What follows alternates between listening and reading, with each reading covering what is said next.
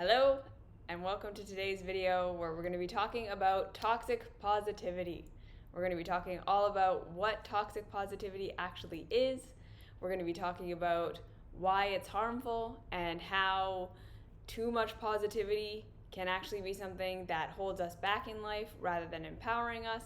We're going to talk about how positivity can be something that is very empowering and very good, and how and where it can be used to actually benefit us, and how to avoid kind of like crossing the line between healthy positivity, positivity that is good for us, and toxic positivity. So this is a big topic, and it's something that I think is very contentious in the spirituality and the self-help world, where again we kind of have these two poles again of people and ideas about what is healing for us. And in my last video, I was talking about shadow work, and I was talking about how there are times and places where shadow work is not actually going to be beneficial for us, and where we can overdo shadow work, where we can push ourselves too far with shadow work, where shadow work again can become something that actually becomes toxic and makes our traumas and our pain and all of these things worse. I even got a comment afterwards on the live that I did about shadow work, talking about how there can be a lot of kind of purity testing with shadow work, in the sense of like, are you doing it? Are you doing it enough? Are you willing to go here? Are you willing to do this? Are you willing to face this shadow? Are you willing to talk about this? And it can be used as like a measuring stick of how good at being spiritual you are and how dangerous that is. So we were talking about kind of the one side of the coin, which is the shadow work stuff, last week. And so this week, again, I wanted to talk about toxic positivity, because I feel like the love and light, let's just stay in the light, everything is about being positive, everything is about your mindset, we'll get into it, is the flip side to the coin of the shadow work, where we look at our negative emotions and we look at our pain and we look at our trauma and we acknowledge it and we validate it and we work on healing it in that way. So again, in the spirituality, self-help and spirituality world, a lot of the time you're going to find that there are kind of two camps. One of them is that we should always be doing our shadow work side, and the other one is we need to stay in positivity all the time. So that's what we're going to be talking about in today's video. Where can positivity be actually helpful? Where can positivity be harmful? How is toxic positivity something that's bad, and why is it bad? And again, how can we use positivity in a way that's actually conducive to our growth and supportive? So first things first, what is toxic positivity? What is getting into the point where positivity has gone too far and it's no longer empowering, but it's actually something that's harming us and hindering us? In my opinion, toxic positivity is anything that encourages us to deny reality to the point that we disempower ourselves. Okay? This is all very practical and pragmatic when we come down to the nuts and bolts of it. Okay? I am not here to tell anyone what to believe or how to live their life, or to come out with these very specific structures about what is the most ideal way to be spiritual or the ideal way to support ourselves. Because the real reality is, so long as we're all alive, so long as we're all human, so long as we're all walking our paths, there is no one right way for all of us at all times, or for all of us in general. Okay? We all need different things at different points along our life path. So we don't want to think of anything in spirituality or anything in self-help in terms of right and wrong and good and bad. We always want to think in terms of, is this actually pragmatically helpful in real reality or not? And does it apply to my situation or not?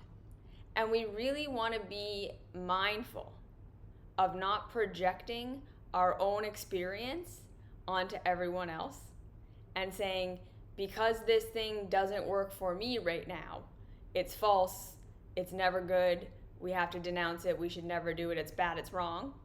Nor do we want to get into a place where we say, okay, this thing is really working for me right now, it's really supportive for me right now, it's the ultimate thing and it's what everyone should be doing, and it is true spirituality and everything else is false and wrong. Because this is simply not how reality functions, okay? So there are going to be times in your life where, to a degree, being positive makes it so that you are in slight denial of the current reality that's actually happening. Where you are projecting into a future that is better than the one that you have right now, where you are having hope for something you've never seen before or never experienced before, where you are allowing yourself to daydream and imagine something better than what you have right now. And you're not totally connected to actual, real, lived reality, your current experience and what's actually happening, or to anything that you've actually experienced and can say you know for a fact is possible and you know for a fact will happen because you've seen it or experienced it before. Okay? There are going to be times in your life where moving forward requires a little bit of delusion. In the sense that, again, you're hoping for something you've never seen, you're believing for something you've never experienced, and you are working towards something or believing for something or allowing yourself to feel something that isn't actually happening right here, right now. Okay?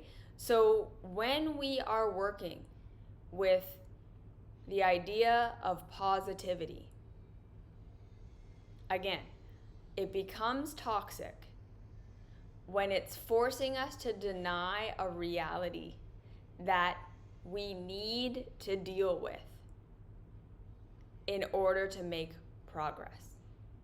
Okay, so what's the difference between allowing ourselves to dream and to experience hope for something we've never experienced before, something we're not experiencing right now, versus denying real reality to the point of disempowering ourselves?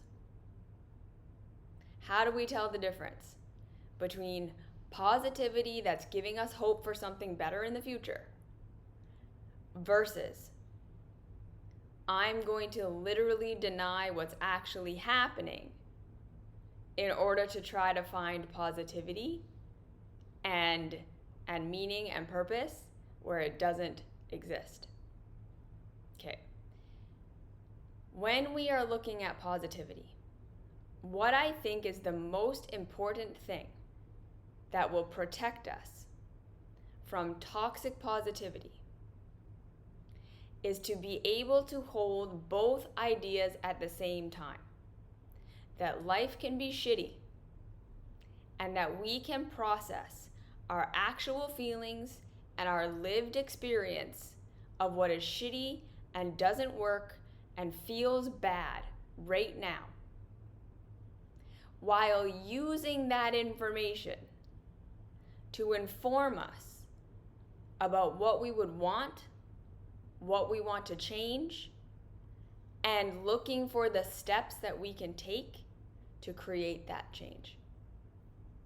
Okay, so in other words, we don't want to live in a state where we are saying everything that's happening in my body is a result of my choices, and therefore any illness that I have, any pain that I have, any condition that I have, there's a fly in here, so just so we know if we're being distracted by the fly, sorry about that, can be cured and can be healed through my choices.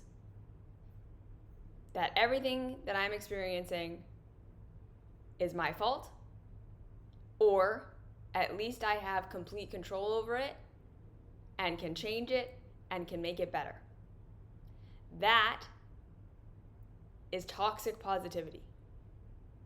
I have complete control over my physical vessel. Everything comes down to my choices. And if I just take enough responsibility for myself, I can heal and fix and change anything. And that goes for everyone. Okay? That is toxic positivity. That is a denial of real reality. That is going to be where we are not going to acknowledge the things we were born with. We are not going to acknowledge the circumstances that we're in that we have no control over. We're not going to acknowledge that we don't all have the same access, the same capacity, the same ability to make good choices as everyone else.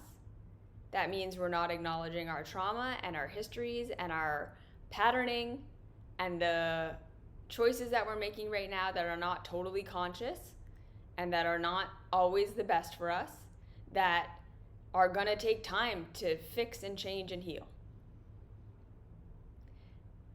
So what we want to acknowledge is that health is complex. And there are many things, and it's varying degrees for all of us, that we do have control over, and varying degrees of things that we don't have control over. So when we're looking to be positive in terms of our health, true positivity is saying, I have some choice. I have some control. I have some ability to change my circumstances, to improve what's going on for me, to process the pain that I'm in, and to look for my empowerment within the context of the conditions that actually exist. That is true positivity. I don't have complete control, but I am not totally helpless. So where are the conditions and the things right now that are causing me pain, that hurt, that don't feel good, that I legitimately can't do anything about, that are not my fault, that are things I did not create? And where can I support myself and be kind to myself and loving towards myself within those conditions? And where are the things that I do have some power over, that I can change and improve right now, that would move the needle towards me feeling better or healing or whatever it is that I'm looking to do? That is true positivity. And where can I believe in myself enough to believe that I can make small changes and little empowered choices, and I can take steps to make things better, even if I maybe cannot make them perfect? That is true positivity. Do you see the difference? So toxic positivity says, you are in control of everything, you are the cause of everything. If you just take enough responsibility over your body and over your health, you can fix anything and make it perfect. And if you're not, you're failing on some level. That is toxic positivity. That's a denial of reality. True positivity is, there are some things that I have no control over, that I'm going to grieve, that I'm going to let myself be upset about, that I'm going to let myself process and look at and validate. And there are things that I have control over, that I can do something about, that I can improve, that I can research, that I can ask for help about, that really will improve my circumstances. And maybe I haven't experienced it yet. Maybe I don't know what the answer is to make my circumstances better right now, but that does not mean that there isn't an answer, and I'm not going to give up on myself. You see?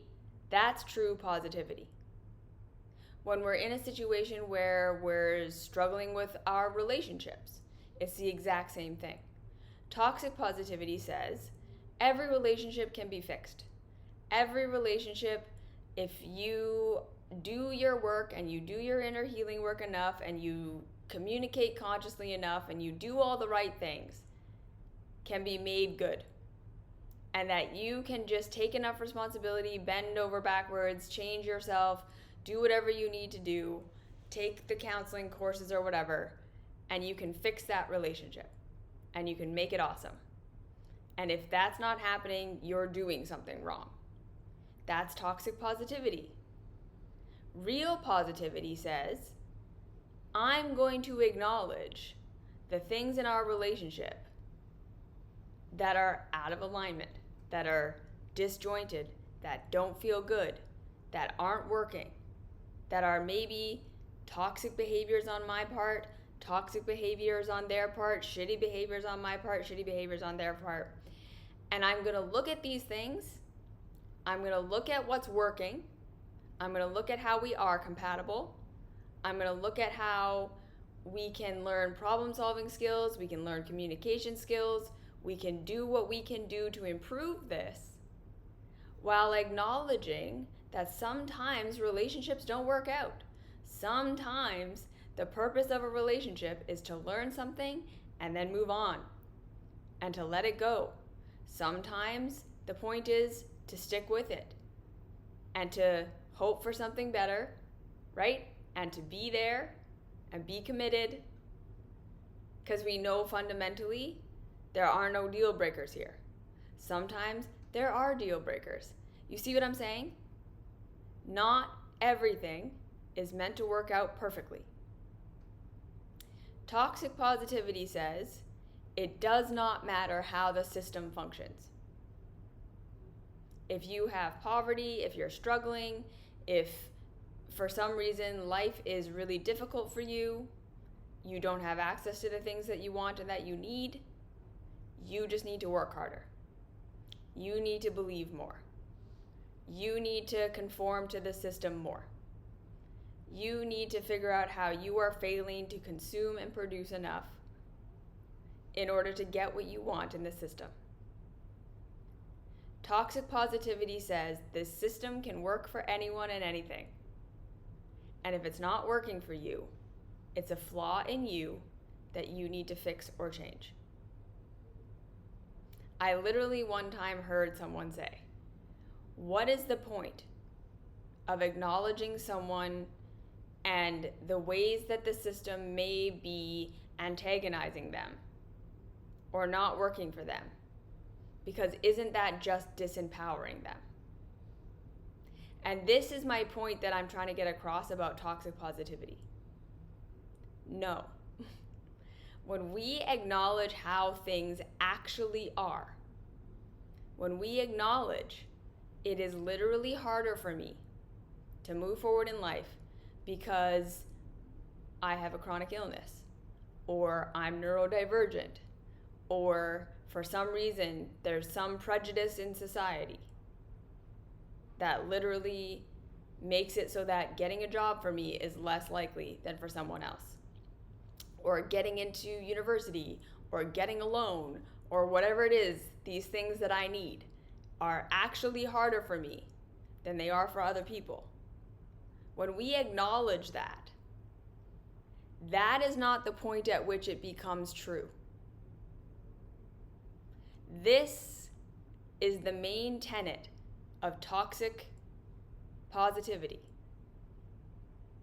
that I have a problem with. It's this idea or this mindset that tells us that when we acknowledge barriers, when we acknowledge hurdles, when we acknowledge problems, when we acknowledge things that make life harder for us, when we acknowledge systems, that in that acknowledgement, we are disempowering ourselves. That's what toxic positivity tells us. That when we acknowledge reality for how it is, which is sometimes not what we want it to be, which is sometimes unsupportive of us, which is sometimes antagonistic to us, that in that acknowledgement, we are creating the obstacle. And that if we just ignore it, if we pretend that it doesn't exist, if we don't acknowledge it, that is empowerment. That is nonsense. That is where positivity becomes toxic positivity. Now, why is that toxic? Because my favorite analogy for this is if you have a giant cut on your hand, you have a vulnerability now. This is real reality. You have a cut on your hand. You now have a vulnerability. You now have a hand that is less functional than it would be without the cut. You now have a hand that is open to infection, and it is going to make your life harder when you have a hand that has a big cut on it. When we are involved in toxic positivity says, ignore the cut. Nothing good can come from looking at it. Nothing good can come from acknowledging it. You need to just move ahead as though the cut doesn't exist. You need to be positive, you need to be empowered, and you need to act like there is no cut on your hand. Just do everything that you would normally do with no cut, even though the cut is there. Toxic positivity tells us it's only if you stop and look at the cut and try to deal with the cut that you're going to hold yourself back from progress, that you're going to be distracted from continuing to move forward with your goals, that you're not going to be doing all the things that you should be focusing on to keep moving ahead and keep moving forward and finding your empowerment. And then you're going to wallow in your cut. You're going to use it as an excuse not to do what you should be doing, when really you should just be moving ahead with your life. That's toxic positivity. In real reality, you have a cut on your hand. And that vulnerability exists because the cut exists. You can ignore it all you want. And that does not mean, number one, that the cut goes away. Right? When you have a cut on your hand and you ignore it, the body doesn't just go, oh, okay, you're ignoring it, never mind, healed. What actually ends up happening is now you go on, you continue to try to move forward as though there is no cut.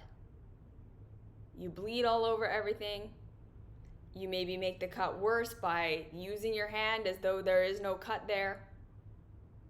You get an infection, you get dirt in the cut, and down the line, things get worse. By ignoring the cut, you actually prolong your suffering and set yourself up for more suffering in the future. Because the thing is not gonna just heal and get better because you're not acknowledging it and you're acting like it doesn't exist and you're moving ahead with all your goals. Ignoring it eventually is actually going to end up slowing you down more in the future than if you slowed down now, acknowledged what was going on with the cut, took some time to rest and to heal, to protect yourself from infection, to slow down on your goals so that you could do what is reasonable and what is practical while having a cut on your hand. Eventually the cut heals. You get strong again. then you can go at full capacity. In real reality, acknowledging the cut is actually the most empowering thing, because you protect yourself from it getting worse and holding you back more in the future. It is the same thing in real life in all other ways. When we do not acknowledge and take stock of the limitations that exist in our reality, we do not make them go away. We just make it impossible for ourselves to actually pragmatically deal with those limitations in a way that's actually empowering. Again, if we're driving on the road and there's a big pothole in the way, and we say, I don't like that pothole. If I go into that pothole, I'm going to destroy my tires. I can't just keep going straight the way that I want to. I'm going to ignore it. And I'm just going to drive as though the pothole doesn't exist. Do you magically just hover over the pothole? No, you fall into it. You destroy your tires. You destroy your car. It did not benefit you to pretend that the pothole didn't exist. And by acknowledging that the pothole is there, you did not then make the pothole happen. It's not as though it wasn't there, everything was perfect, and then you pointed out the pothole, and now there's a pothole there that's going to hold you back from progress. The pothole was there the whole time. Now again, when you acknowledge it, when you acknowledge that the pothole is there, you can figure out how to go around it. You can figure out a new road. Is it going to make it harder? Yes, but the pothole made it harder. The pothole existed. So now we can either deal with it pragmatically, or we can ignore it, and it will cause more harm and more delay and more problems than if we acknowledge it and deal with it. Again, this is like a huge human foible that me, especially as like an autistic person, I have never understood. This idea that if I deny reality enough, the parts of it that I don't like will just go away, and then it's going to work how I want it to work. That is toxic positivity. If I just deny the things that I don't like, that make life harder, that make things difficult for me, I can deny them to the point where they will no longer exist and no longer affect me. And then I can do things the way I want to do them. I can drive down this road because this is the road I want to take. It's the easiest road. It's the road that I know. And I can get to my destination because I want to. And this is the road I want to take, and this is how I want it to go. And again, if I just ignore the pothole, I will get there. That is how we are behaving when we are in toxic positivity. Instead of saying, no, the pothole exists, and it does complicate things, and it does make things harder. But by acknowledging it, I give myself the most power to problem solve and figure out what I need to do to get around that pothole, versus giving myself no option but to drive into the pothole and have this huge problem. Toxic positivity tells us that the more we acknowledge a problem, the more we're going to use it as an excuse not to move forward. the more it becomes a problem. That is not positivity. Okay? Real positivity is acknowledging that there's a problem and saying, I'm going to figure out what I can do about it. Right? Life is more complicated than I thought it would be. Life is going to be more difficult than I thought it would be. There are obstacles in my way that I wish were not there, that make it harder for me to get to where I want to go. That is reality. But that doesn't mean that I can't make progress. That doesn't mean that I can't move forward. That doesn't mean that there aren't solutions. It means I need to learn something new. I need to hope for something that will help me navigate this. I need to realize that my plan isn't going to work, but that doesn't necessarily mean there is no plan and there is no way. I'm just going to have to figure something else out. That is true positivity. Taking our actual reality into account and assuming that there are things that we can do within the reality that actually exists to make things better and easier and that will allow us to move forward, that are just different than how we thought it was going to go. Okay? Toxic positivity is a denial of reality because reality isn't going how we thought it should or how we want it to. That reality is not going based on our current understanding. And it's saying, I'm just going to keep pretending that reality is how I want it to be. So I can just do the plan that I have and assume that everything's going to work out if I just keep trying. No, it's not. Reality doesn't bend for us. We cannot break reality. We can only break ourselves against reality.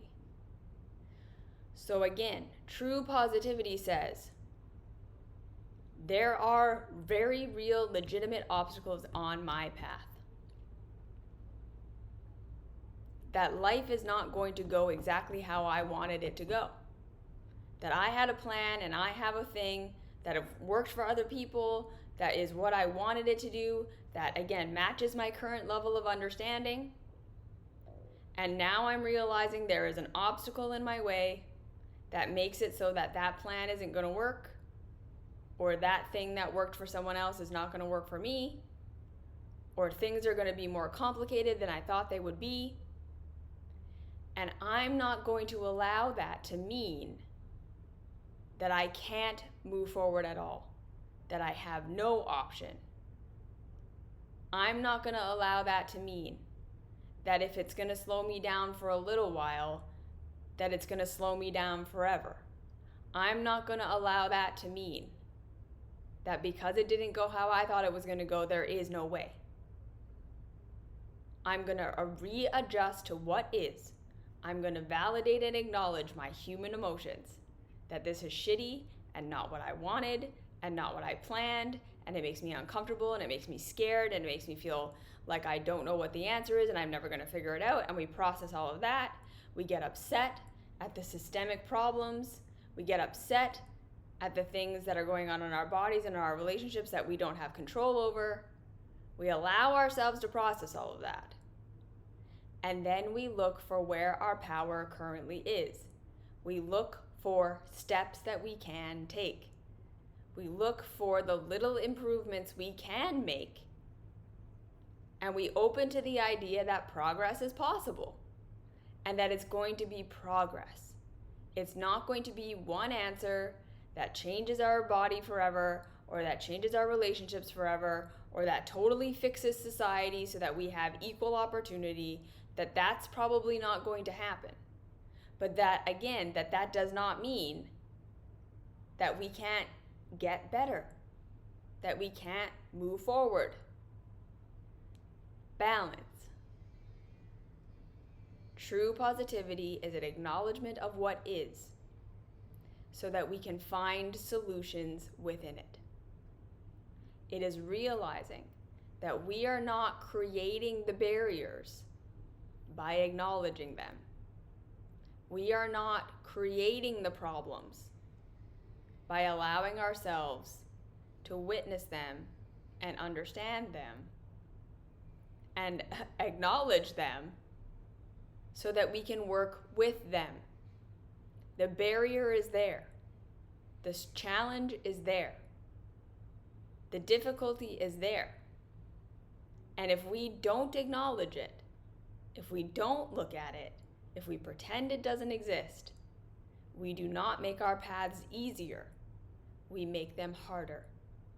Because again, we then disempower ourselves to actually deal with what is. So then we're going to keep trying to drive through the pothole, and we're going to fall into it every single time. That's what actually happens when we ignore reality. We just make it so that it is actually impossible to get around the problem we are facing. Because no amount of pretending that pothole doesn't exist is going to make the road smooth so you can drive over it. Toxic positivity says it's all in our head and it's all our mindset, and that we can have and create and be and become anything we want if we just believe in it and manifest it enough. And this is a huge problem because on the surface, it sounds very empowering. On the surface, it sounds very good and comforting, right? And there are a lot of spiritual teachers out there who teach especially the law of attraction and all of these things that tell us that literally we can create whatever reality we want if we just think about it and vibe enough of it and be in that vibration and believe in it enough that we can create any reality we want. Again, there's a line between hoping for something better, visualizing a future that is better than the one we're currently living, allowing ourselves to believe for something that we maybe have not experienced yet. Like if something goes wrong, it's our fault. This exactly, yes. That is exactly the point that I'm trying to make with toxic spirituality and toxic positivity. The big problem with it is that on the surface it sounds super empowering, but really what it does is it sets us back into that childhood mindset that says anything I struggle with, anything that gets in my way, anything that holds me back that makes it so that I can't be the perfect person I want to be is my fault. That is not spirituality, and that is not positivity. That is our toxic system masquerading as spirituality and positivity. Our whole system is based on this idea of every man for himself. That we don't owe each other anything. That community is not important. That the more separated we can be from one another, the more we can all believe we are in control of our own destiny and everything is our own choice. The more systems don't have to have empathy for our humanity. The more we are encouraged not to have empathy for the humanity of others. The more we are encouraged into ableism and racism and classism. Because we just look at everyone else and say, the only reason anyone might be suffering is because they are making bad choices. They are not taking responsibility for themselves. The only reason I could be suffering is because I am making bad choices and I am not taking responsibility for myself.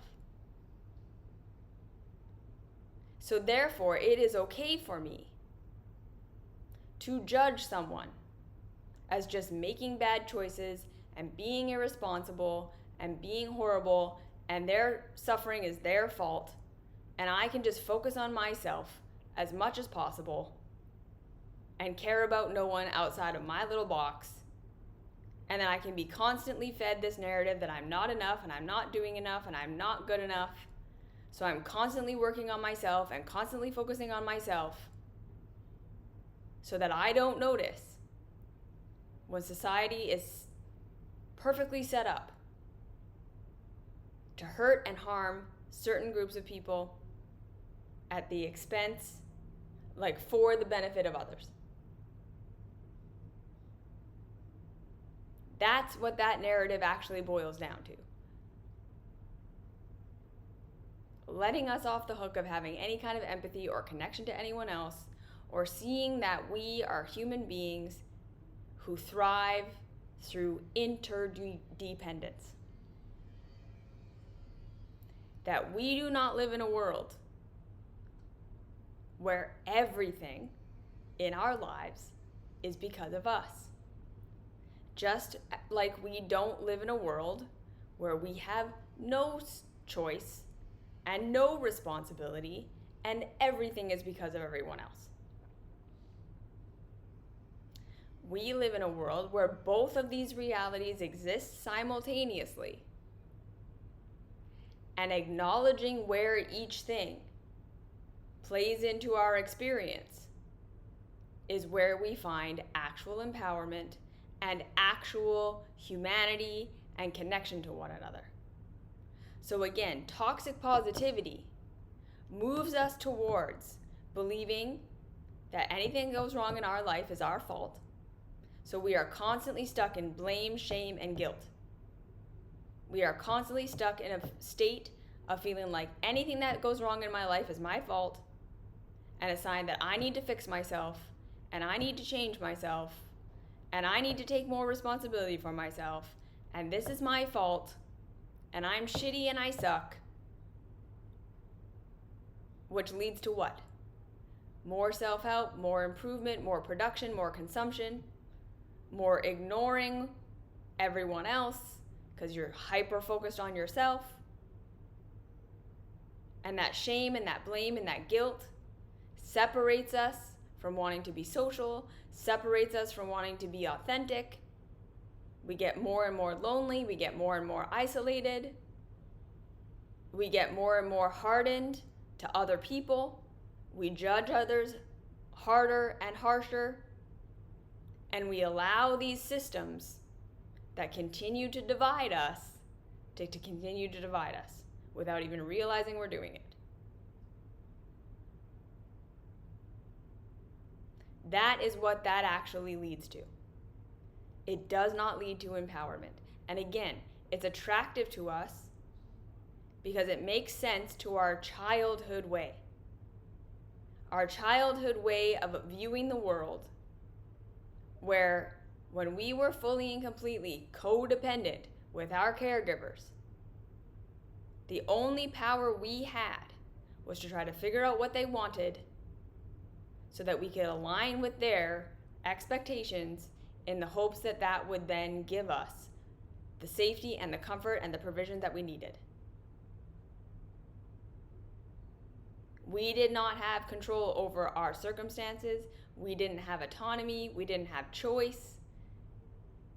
All we knew was I need to change my behavior to fix myself so that I will be loved and approved of, and then they will give me what I want and what I need. That's why this whole toxic positivity thing, you're in control of everything if you just micromanage your behavior enough, sounds so good to us. Makes perfect sense to the childhood brain. But it is not in alignment with real reality. It feels like commodified self-care is an expression of reality-denying toxic positivity, resulting in self-blame when self-care doesn't work. Absolutely. Because there is a such thing as community care. Right? This is why I do one-on-one coaching. I took time away from it for a very long time to create my mystery school and do all that stuff. And I kept thinking, no, like, people need to learn how to do these things on their own. People need to learn how to do the self-love path on their own. They need to learn to validate themselves and regulate themselves and do all that stuff.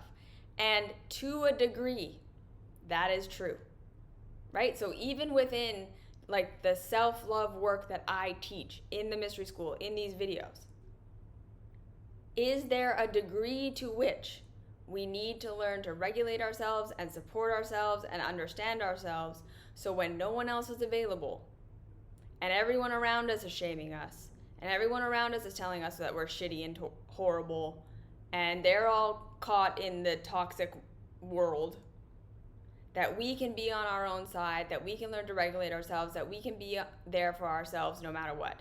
Yes, that is so important. And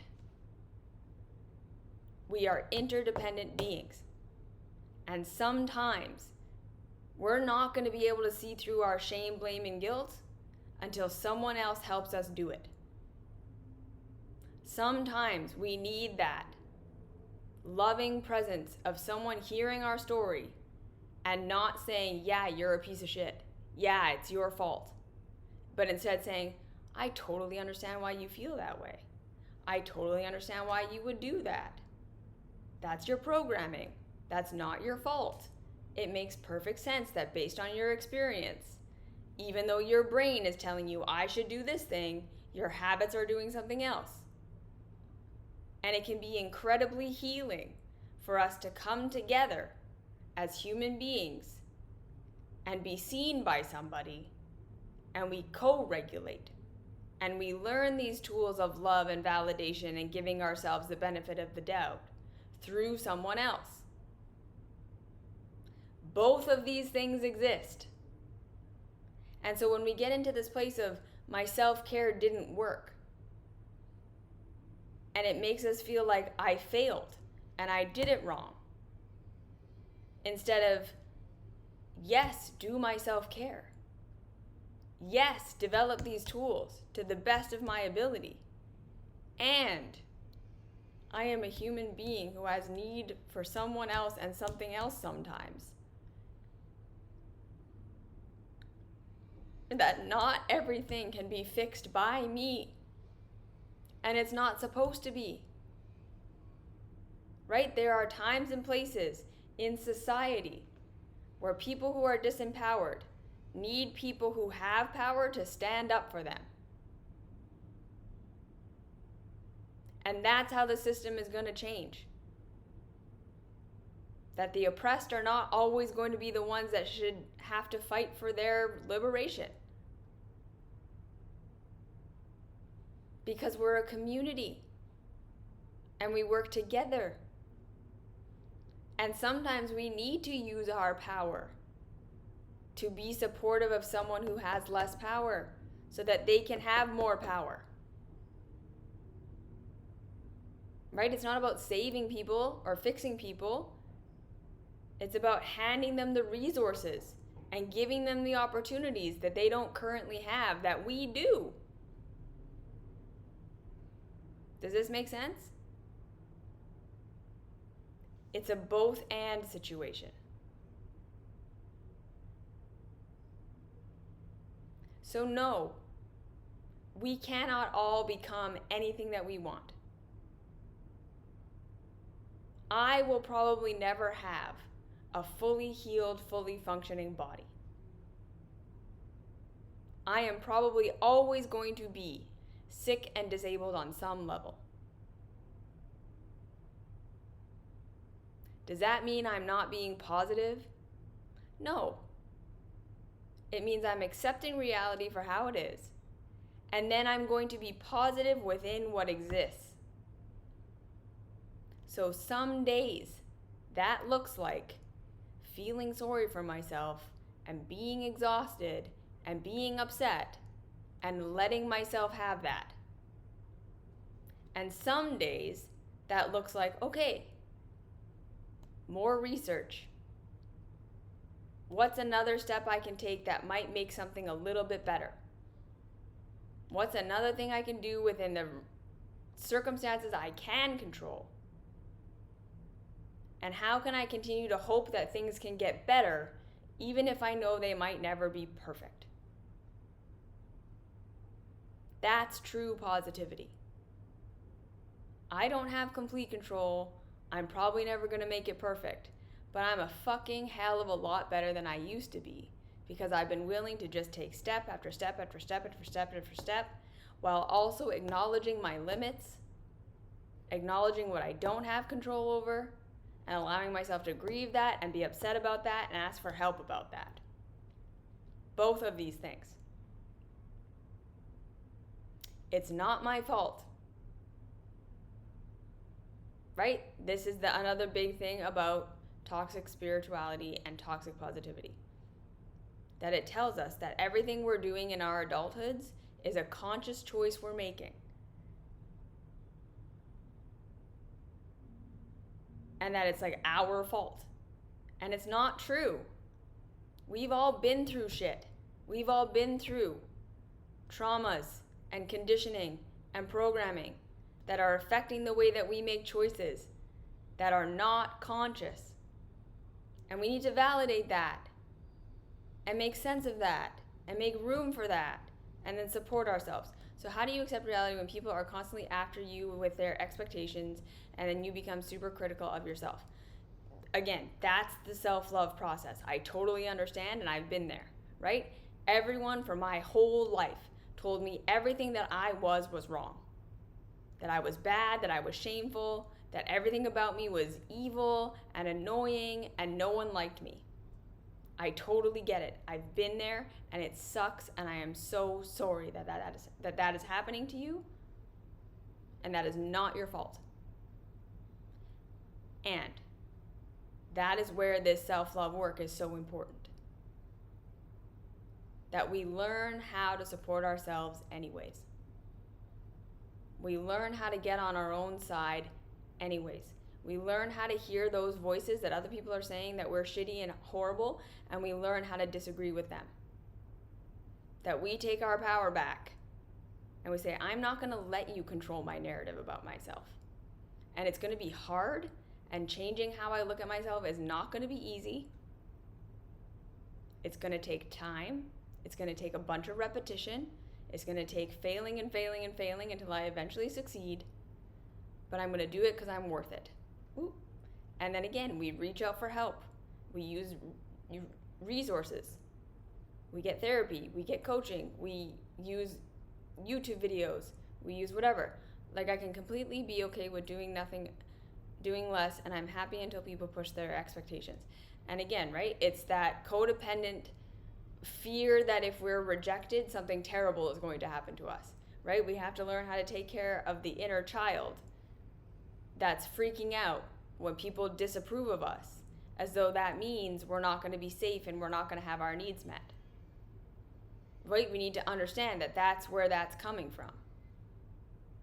And we love that about ourselves, and we have compassion for ourselves around that. And then we learn how to slowly move ourselves more and more into our adult perspective of like, okay, they can disapprove of me all they want. What is my real reality? What's actually happening? Is it okay? Even though they are disapproving of me, am I still safe? Am I still okay? Am I still able to make ends meet enough? Am I still able to figure it out? And if the answer is yes, then again, we comfort that part that's being rejected and that is so scared of everything that means, while being able to ground ourselves in real reality and just keep moving forward. I totally get it. Again, I had to go through that too. Of like everyone being like, no, you're doing it wrong. It's not okay that you're doing what you're doing. You're failing. You're doing it wrong. You don't have the right kind of career. You don't have the right kind of body. You don't have the right kind of personality. You're not who you should be. And I had to keep being like, okay, but in real reality, I seem to be okay. You can disapprove of me all you want. You can tell me that this is all going to blow up in my face all you want, but real reality is teaching me something different. Right? Learning how to base our opinion of ourselves and our choices on actual outcome and actual reality versus people's opinions. And it's not easy. It's hard, and that's why I'm saying I totally get it. And then the more we do that for ourselves, the more we're going to be able to do it for other people. That's what's so powerful and beneficial about this.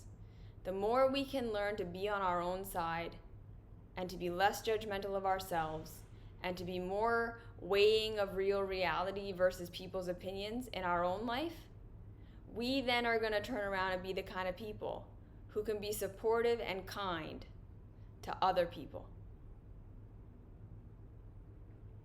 That's why I think this work is so important, because it makes us better community members.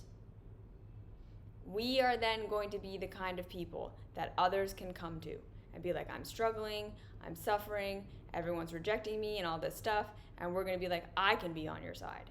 I can have hope for you. I can be practically and pragmatically hopeful for you. So not blowing smoke up your ass, right? But helping you to believe in yourself a little bit and telling you it's not your fault and telling you it's not all your responsibility. And then I can help you find where your power is, because I did it for myself. True positivity is acknowledging real reality, processing the traumas and the struggles that we have, right? Processing our emotions around being rejected, processing our emotions around how hard it is to move forward when other people are constantly judging and criticizing us. Letting ourselves feel that stuff, being in our humanity, and learning how to have compassion for ourselves about that, curiosity about how can I support myself, and then just moving forward a little bit by acknowledging what's happening in real reality versus taking other people's opinions as reality.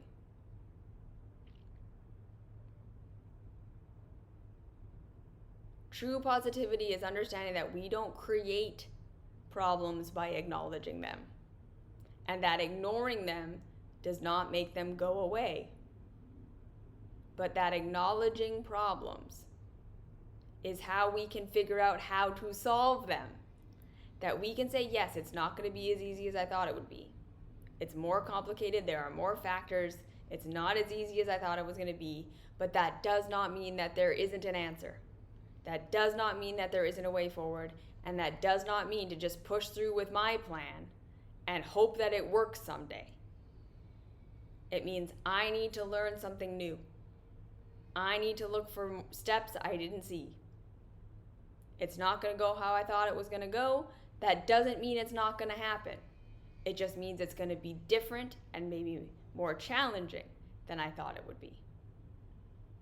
That is true positivity. We hold both and thinking. I process my negative emotions. I validate what doesn't feel good and what isn't working. And I look for the hope. I look for the steps. I'm open to learning and growing. I'm open to the idea that obstacles exist I didn't think were there, but that doesn't mean I can't move forward. It's not about denying reality so that I can keep pushing ahead with my plan the way I wanted it to be. It's about accepting reality for how it actually is and working with the challenges therein with a hopeful, positive attitude that there is steps we can take even if they're not going to be perfect, even if we don't have full control, even if it's going to be steps and progress instead of one step. And we acknowledge that not everything is because of us, not everything is because of our choices, that we were programmed, we have histories, we all live in a society that is not equal for all of us. We acknowledge that stuff, we work on it, both and. Okay? Not everything is your fault. Not everything is your responsibility. Not everything is because of you. One step at a time. We make progress one step at a time by acknowledging real reality and looking for the hope within it. And letting ourselves grieve the struggles. Does this make sense? Do we have any more questions, comments, concerns? Was this helpful? I hope that you can see, right?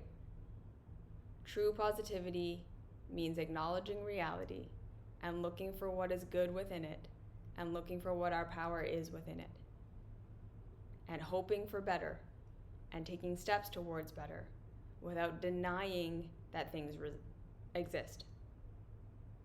Toxic positivity does not empower us. Ignoring reality does not empower us.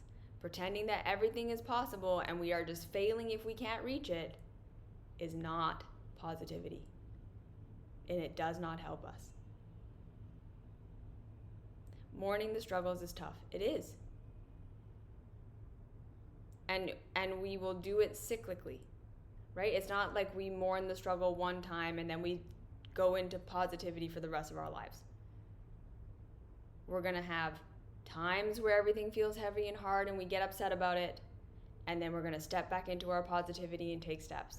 And then we're going to get tired again and things are going to come up and we're going to mourn it, and then we're going to step back into positivity. We're going to oscillate between these two things, right? It's not about trying to get it all done so we can then be positive forever.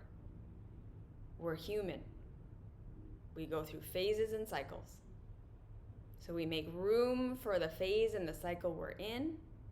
We learn how to process the way we need to process based on the cycle we're in, just like we talked about at the very beginning. There are times and places where the best thing we can do for ourselves is slow down and mourn and be upset. And times and places where the best thing we can do for ourselves is look for what's working, move forward, move ahead, be positive, be productive. Neither are right or wrong. It's just proper application at the proper time. That's true positivity. What do I actually need right here, right now? What is most beneficial right here, right now for the phase that I'm in? We have to validate that side of the cycle. Okay?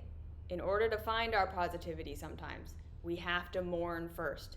We can't just keep denying and trying to look for the positive and suppressing and suppressing and suppressing the grief or the anger or the sadness. Understanding again that a lot of the time when we express that anger, when we express that sadness, we actually find our answers within that. That the positivity comes from that. And that by denying it, denying the things that aren't working, we're denying ourselves figuring out what the answer is. Sometimes we just need to be validated and acknowledged in our shit so we can find what isn't working and what doesn't work, and then where our power is within it. What if it's like no one thing but like our past, our health issues, our failing back in society, trauma? That's what it usually is for all of us. Right? So we deal with it one thing at a time as they come up. Life is always going to be complicated and messy. You don't work to accept it all and work on it positively when it feels so heavy. Again, if you're in that phase right now, then what you probably need is validation. What you probably need right now is not to look for the solution and not to look for how you can fix it and not trying to be positive. You're probably on the other side. You need to grieve and be given permission to just be upset about it and to feel heavy and be down and be validated in that. And then you'll find that the cycle continues and you'll feel more positive and you'll feel more empowered and you'll want to take those steps once you've been validated, once you've been seen in your pain, once you've been told it's not your fault, and you get to cry and you get to be angry and you get to have all of those emotions, then you'll find your positivity. Right? If we're struggling, trying to force positivity and it's not working, that's usually a sign, okay, I need some healthy grieving here. And it's not wallowing. If it's validating and expressing your humanity for a period of time until you start to feel more empowered again. phase? What phase are you in? And how can you support that? That's how we make the most progress. Okay? Okay. So again, thank you for being here. Thank you for your questions and your comments. That always makes this better. Because this is for you. This is not for me to monologue to listen to myself.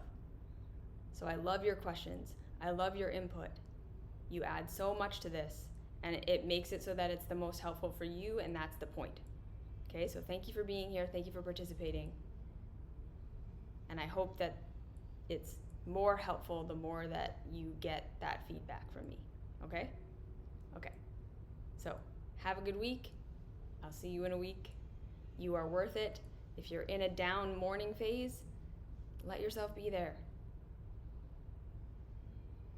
Let yourself be validated and not blamed and shamed and looking for solutions right now. Let yourself process and grieve and be upset and be angry. And then you will get to a place where you're ready to be positive and look for your action steps. Cycle. We're not always in one or the other. Okay? Okay. See you.